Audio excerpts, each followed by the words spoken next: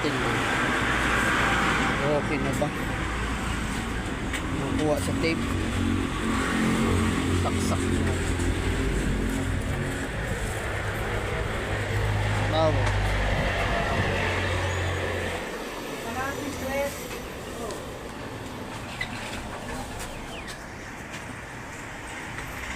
Ayun oh.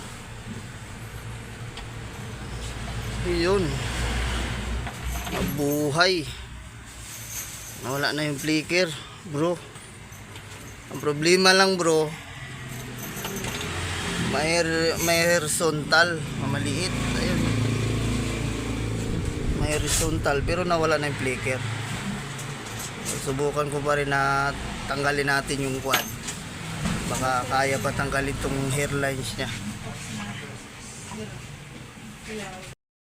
So mga bro, i-power on na natin yung ating ginawang Skyward.